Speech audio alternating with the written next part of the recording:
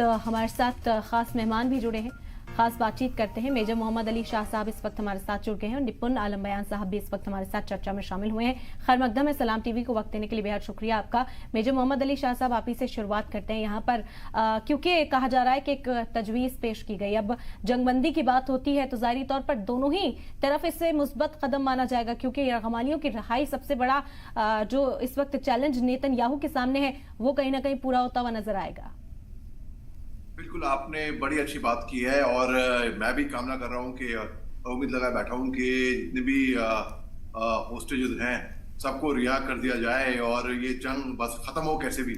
मगर सवाल ये पैदा होता है जो कि हमस भी को भी कंसर्न होगा कि क्या वो अगर सारे होस्टेजेस को फ्री कर दें, को रिहा कर दें, तो क्या ये जंग बंद होगी? क्या इजराइल तबादुल हमले बंद करेगा?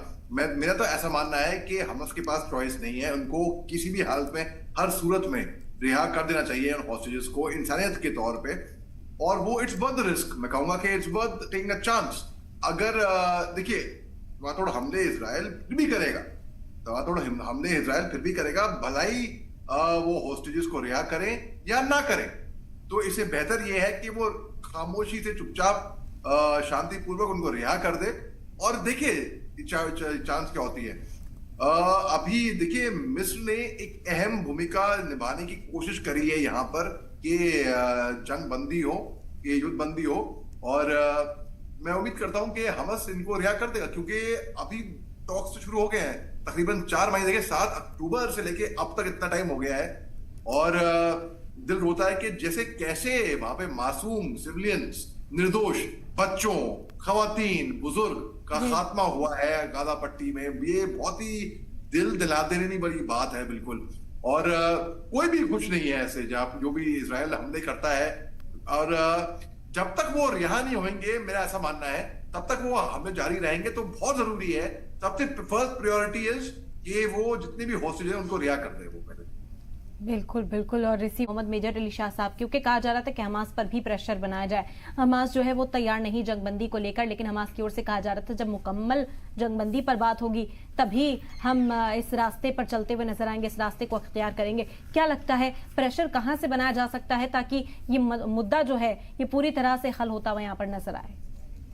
देखिए, प्रेशर बनाया जा सकता है उससे, लेकिन कुछ हल मुझे दिख नहीं रहा है। कि बहुत प्रेशर बना रूस और यूक्रेन की जंग में भी, और रूस के ऊपर पाबंदियां लगाई गई, प्रेशर बना अमेरिका का, उनको फर्क नहीं पड़ा। यहाँ पे भी इजराइल के ऊपर भी एक तरीके से अगर देखा जाए तो फ्रांस ने भी बोला, उन्होंने भी निंदा करी, उन्होंने इमैनुअल कैमरून ने भी इसके बारे में, मैक्रोन ने भी बोला है, लेकिन इजराइल को फर्क नहीं पड़ा। अभी US secretary of state Anthony Blinken साहब, जो कि मैथ्यू मिलर उनके स्पोक्सपर्सन है यूएस स्टेट डिपार्टमेंट के, उन्होंने बोला है कि ये 5 दिन के दौरे पे जाएंगे मिडल ईस्ट, जहाँ पे इजिप्ट, कतर, मिस्र, जो इजिप्ट जो मिस्र है, Qatar, West Bank, Saudi Arabia, Israel, इन सब का दौरा करेंगे और वो बातचीत करने की कोशिश करेंगे कि डिप्लोमेटिक हल निकालने की कोशिश करेंगे। देखिए, 27,000 से ज्यादा लोग अभी अपनी जान गंवा चुके हैं, फलस्तीनी अपनी जान गंवा चुके हैं। ये बहुत ही दुख की बात है। तो इन पे, और इजराइल में भी इलेक्शन होने हैं और नेतन्याहू का शायद कि मैं बोलूं, मुझे लग नहीं रहा कि ये दोबारा पावर में आएंगे बिल्कुल भी। इनका तो पॉलिटिकल करियर यहाँ पे एक तरीके से खत्म होता नजर आ रहा है मेरे को। उनको भी मालूम है ये बात कि वो उनकी कुर्सी खतरे में होगी, तो वो इसको और आगे बात को बढ़ाएंगे, क्योंकि डायलॉग एक बार चालू हो जाएगा तो डायलॉग से डायलॉग, बातों से बातें ये रखी रहेंगी बीच में। तो इसमें अगर समझदारी से काम लें और अगर प्यार से काम लें, डिप्लोमेटिक तरीके से, नरमी से, तो शायद हो सकता है कुछ फर्क पड़े। लेकिन अगर दबाव डालें, सख्ती से दबाव डालें, तो मुझे लगता नहीं कि इसमें कुछ फर्क पड़ पाएगा।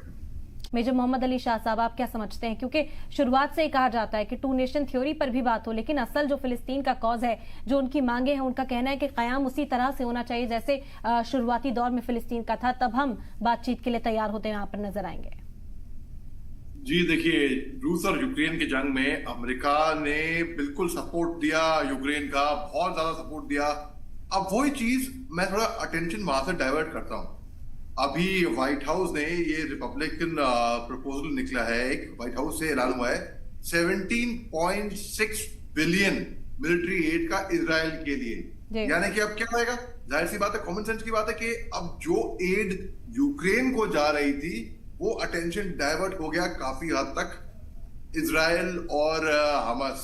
तो यानी कि वो सपोर्ट अब मिलेगा हमास को, तो ये अपना इजराइल को। तो यानी कि अब यूक्रेन जिसको ढाल बना के अमेरिका लड़ा था, वो तो पता ही क्या होगा उसका, पता नहीं, खैर करे वो। अब आप देखिए, क्योंकि अमेरिका सपोर्ट करेगी इजराइल को, उन्होंने भी बोला है हाथी के दांत दिखाने के अलग खाने के अलग। ठीक है, क्या वो जेन्युइनली मीन करते हैं कि इजराइल हमले तोड़ दे, बंद कर दे? पता नहीं। अब आप देखिए, दोबारा मैं आपको ले जाता हूं, क्योंकि इजराइल ने फिर से हमले किए फलस्तीन पे। 18 फलस्तीन अभी कुछ घंटों पहले की बात खबर बता रहा हूं, ये आपने के चैनल ने भी रिपोर्ट किया, 18 फलस्तीनी गाजा पट्टी में मारे गए, रफा में और देर अल बारा में। अब आप देखिए 14 लोग तो जो खत्म हुए रफा के अंदर। और देखिए बल्कि जो 2.3 मिलियन पॉपुलेशन है, 2.3 मिलियन पॉपुलेशन है इनक्लेव वहां पे, वो तो वहां से निकल गए पूरे। वो इजराइल ने भी काउंटर अटैक छोड़ा 7 अक्टूबर के बदले का। अब आप देखिए, क्या ये बंद होने वाला है, क्या दबाव होने वाला है, क्या सपोर्ट कौन किसका करेगा, ये बंद होने वाला है, ये बात होने वाली है। मुझे बड़े अफसोस से कहना पड़ रहा है, मुझे लग नहीं रहा कि ये अभी कितनी भी बात हो, चाहे एंथनी ब्लिंकन वहां पहुंचे, चाहे बातचीत डिप्लोमेसी के जरिए हो, ये बहुत ही दिल दुखता है। देखिए, जब तक इजराइल में बकायदा पुख्ते वहां पे इलेक्शन नहीं हो जाते हैं, जहां पे एक सरकार प्रॉपर सत्ता में नहीं आ जाती है, तब तक इसमें मेरे को कुछ हल्का सा की तब्दीली इसमें राहत जो मुकम्मल हल है वो होता हुआ फिलहाल नजर नहीं आ रहा। मेजर मोहम्मद अली शाह साहब, क्योंकि कहा जा रहा है कि फिलिस्तीन के कॉज पर यहाँ पर बात होनी चाहिए, तो फिलिस्तीन के कॉज पर बात करने के लिए हमास को तस्लीम भी तो नहीं किया गया। अगर रीडेवलपमेंट, रीलोकेशन की बात की जाए फिलिस्तीन के हवाले से, तो वो नुमाइंदगी करता हुआ कौन नजर आएगा? कहा जाता है कि फिलिस्तीन को अब कयाम करने की अगर बातचीत हम करते हुए यहाँ पर दिखेंगे तो वो कैसे मुमकिन हो पाएगा? बड़ा अच्छा सवाल है आपका। देखिए, जैसे कि हिंदुस्तान, जैसे कि निपुण लंबिया साहब ने बताया कि हिंदुस्तान भी 2 स्टेट सोल्यूशन को बहुत फेवर करता है, और 2 स्टेट सोल्यूशन की भी बात होनी चाहिए और इसमें एक हल निकलना चाहिए। ये देखिए, ये 19th सेंचुरी, 20th सेंचुरी, अब आप देखिए 1917, 1946, 48, 1967, कितने बार 2000 में भी यासिर अराफात फलस्तीन PLO के चीफ ने भी बात, कई मुल्क आए सामने तैयारी कराने की, दोस्ती कराने की, लेकिन ये बात निकलकर कुछ बात बन नहीं पाई। 2 स्टेट सोल्यूशन की बात करते हैं कि जाने के फलस्तीनियों का हक भी और इजराइल भी तके कोई एक तरीके से के दोनों को के लिए फेयर एंड स्क्वायर हो, कोई किसी का हक ना मारे कहीं पे भी, किसी पे भी। अब आप देखिए, बात यहाँ पर ये ऐसी आती है कि जहां पे अमेरिका ने बोला भी इजराइल को कि आप हमले बंद कर दो, ये वो, वहीं पे दूसरी तरफ अमेरिका एड दे रही है इजराइल को। जो एड यूक्रेन को दे रही थी वो पहले, क्योंकि आग में घी डालने का काम करना है ना।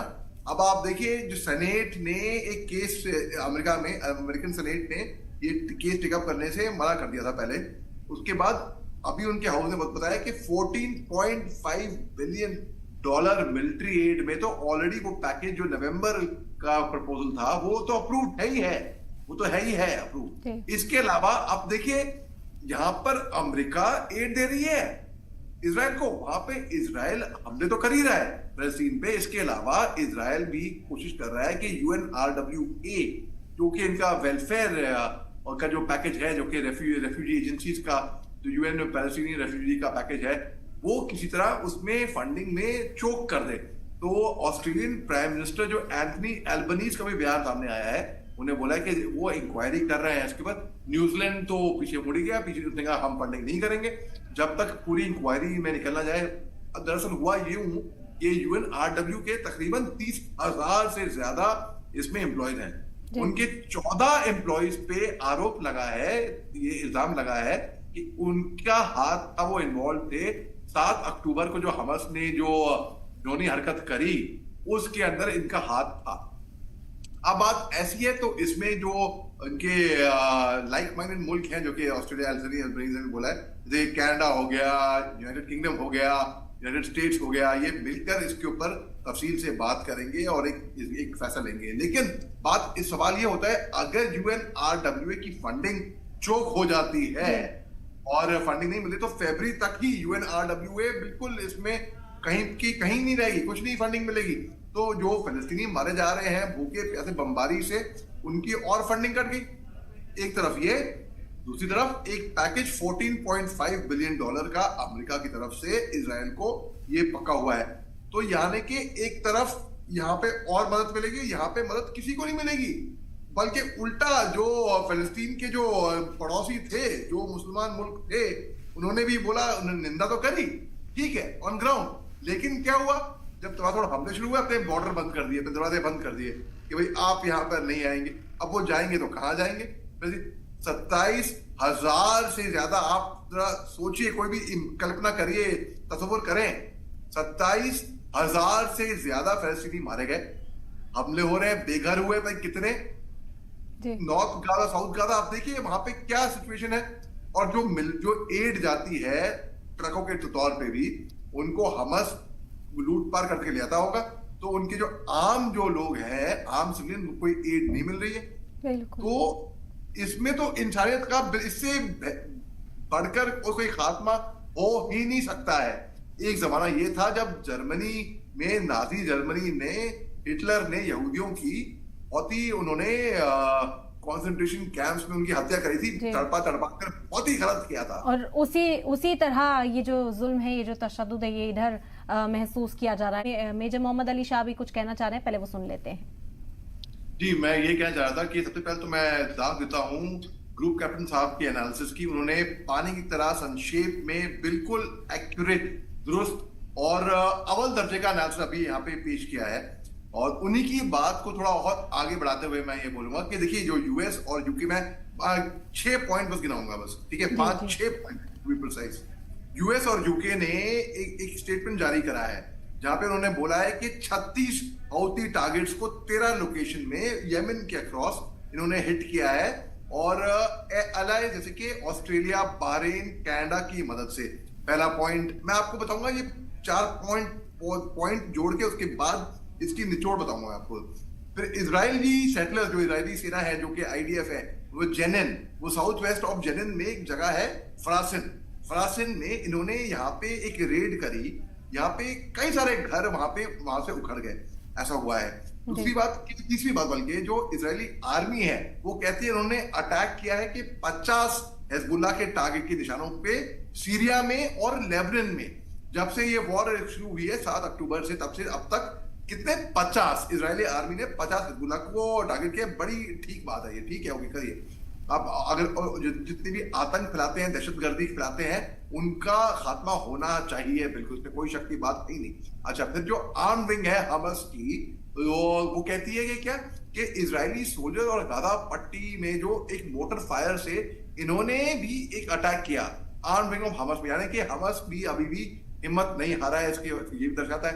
फिर पोर्चुगल, क्योंकि जहां पे मैंने आपको बताया RWA फंडिंग कट रही थी, न्यूजीलैंड बैकट्रैक कर गई थी फंडिंग से, जब तक इंक्वायरी कंप्लीट नहीं हो जाती है तब तक।